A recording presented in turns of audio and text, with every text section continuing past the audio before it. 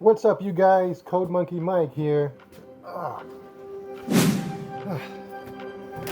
So I wanted to focus today on saving money. Obviously, you know me. I live in a horse barn, right? So what is crazy though, some people focus more on earning money so they can actually spend more of it rather than focusing on earning more so they can save more of it. For most people, it's more difficult to save their money than actually making it. It's weird. So one of the biggest secrets to success is how you save your money. You should always live within your means and spend less than you make. It could be tempting to go out and buy a cool car or purchase the most extravagant things, but you have to live within your means. I've seen so many people live paycheck to paycheck because they don't know how to live within their means. It can get very tempting when you're a young adult. And sadly, some people don't learn their lesson as they get older. It gets so bad when they increase their income, they actually increase their expenses rather than increase their savings. They actually buy things that they don't need just so they can impress other people. Once you forget about trying to impress people, you wouldn't believe how much money you can save. I mean, you could spend a ton of money on trying to look rich and not actually be rich, and those actions of spending that money or trying to be rich are actually making you poor. I mean, you could be young and you earn your first sizable income, your first sale or whatever it is, and then you go out and you go buy a car just so you can show other people that you're a success, but then you dig yourself into the same trap that you were trying to pull yourself out of. If you stop trying to impress people, you could find yourself on the road to be rich, or at least on the entrance ramp getting onto the highway, right? Because you have no business buying a $1,500 item if you're only making $2,000 a month. Likewise, if you make a lot more, if you make $10,000 a month, you have no business buying an $8,000 gadget or a furniture set that's worth like $9,000. You gotta save your money. You could create a budget to track what you're spending to avoid spending more than you make. And furthermore, it's you don't need to buy clothing and expensive clothing all the time. You could buy the similar pairs of clothing of pants and shirts to make it simple, to make it plain. Even if you want to avoid the chemicals in clothing nowadays, right, and the polyester and all that other stuff, and you want to go for a more organic line of clothing, you can buy the same. It'll help keep yourself plain and control your expenses, just like the Amish, right? Fun fact, did you know that the Amish refer to themselves as the plain? They don't actually refer to themselves as Amish. They call themselves the plain. Anyways, side note, the reason why I say Amish is because I literally see Amish every single day in this horse barn that I live in. Here in upstate New York. There are horses passing by all the time and say hello to them. The only time I'd recommend buying more expensive and varying types of clothing is when you want to attract yourself a mate, right? You want to find somebody, you want to find a romantic love partner, and you want to impress, right? Unless, of course, you want to find yourself an Amish chick, which shouldn't be a problem. But if not, make sure she eventually knows the real you and she knows you for who you are. Because you don't want to find yourself with a high maintenance chick because man, that'll wreak havoc on your financial portfolio. Dude, you don't want that. Once you get a handle on your spending, you've got to create an emergency fund, right? Anything could go wrong. You could lose your job, your car could break down, your washing machine could break. A couple years ago, not even a couple years, I guess a year and a half ago, I was in a situation where my dryer had broke down, so I had to order another one. So I was waiting to arrive for about a week, or a little more than a week from Home Depot, right? So in that week, it was the summer, it was hot and sunny. I was washing my clothing and I was hanging my clothing outside to dry. And a few days before the dryer was set to arrive, the washing machine broke down. And it was this was a month after the warranty for both appliances. It was a month after the warranty had expired, right? So now I couldn't call in about the warranty because I had to buy new units, right? And everybody was telling me, the manufacturers plan it like that. I'm like, I don't know, it seems weird, but it's crazy. It's they both devices actually break down exactly the same time. So dude, but anyways, if you're living paycheck to paycheck, then it's like you're gonna be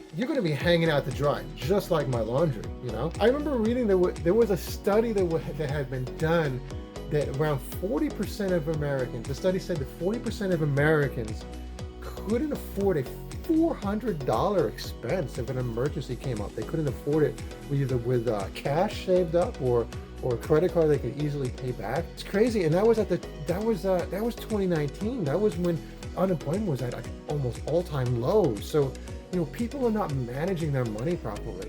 So what you got to do is you got to set up you got to set up some sort of a budget. Well, after you do the budget, you got to allocate like 5% to some savings account. You can set up automatic deductions with your employer, or you just got to push yourself to do it. You got to separate accounts, right? You can't save money in the same account that you use to spend and buy things with, right? When you pay your bills with this particular checking account, you're going to want to push it over. You're going to want to transfer some money over to a savings account, right? And there's one thing that really gets you. There's these type of accounts where the banks try to get you to, it's more like they try to get you to spend more money, but they tell you they want you to save money, where every single purchase that you make, they top it off. Like if it's like $10.45, they'll top it off to $11. They'll take 55 cents and they'll put it over to a savings account, or they might, for every purchase you make, they just transfer $1 over. It's weird because then you end up thinking, oh, now I'm going to spend more money because I'm going to get more money passed over to my savings account. You don't want to do that. I wouldn't even give that any thought, because that's like, it makes you actually spend more of your money, which is the opposite of what you want to do. It's like you gotta make a comparison of expenses that you don't spend. So for example, if you spend like, I don't know, looks like you're making an even $10 a day buying coffee or something, or at a Starbucks or whatever it is. You spend $10 a day on something that you don't need really for your health or whatever. You don't need this fancy cup of coffee or whatever it is that you may get. So what you do is you cut back. You go to the bank, go to the teller, make a withdrawal, right? Ask for 5s and 10s, right?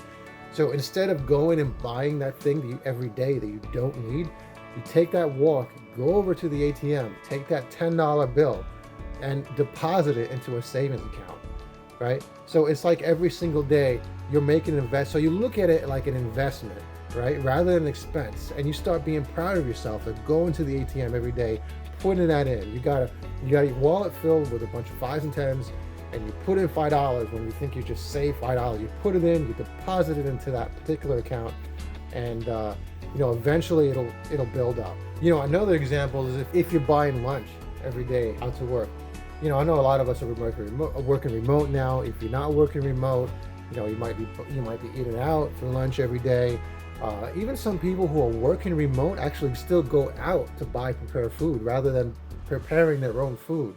So, what you got to do if you're buying lunch, if you eat it out every day, it gets expensive. So you buy your own food. Let's say you buy sandwich meat and you make your own sandwiches at home every day. You calculate the total cost that it costs you to buy that stuff, the total cost to buy those groceries in that given week, and you subtract it from the total cost that it would cost you to spend eating out and buying prepared food, and you subtract it. Let's say you come up with a figure of $30. Then you put $30 a week into the bank, into this particular savings account. Also keep in mind that some savings accounts, they have this fee, like a $5 monthly maintenance fee if you don't maintain a certain balance. So there could be a fee. Eventually over time, you'll have a big enough balance so you won't have to pay that fee.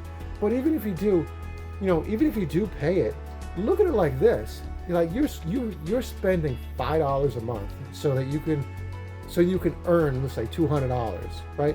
That is a big return on investment, right? You got to look at it that way. Some things might, there could be things that could deter you from doing that, like a simple $5 monthly maintenance fee. Like, I don't want to spend that. You're like, eh. But it's like that $5 monthly maintenance fee is allowing you to earn $195, right? So you put in $200 in per month, and you're only paying $5 to do it, right? So you got to look at it like that. It's a mindset. And once you have that money saved, you gotta learn how to invest it, right? You don't want to hold on to too much fiat currency, right? Because obviously inflation, right? You have 10, $20,000. It's in the bank. It's not really doing any good. Yeah, you might have make sure it's in the savings account, not in the checking account. But if it's in a savings account, the interest that you're earning on is still lower than inflation.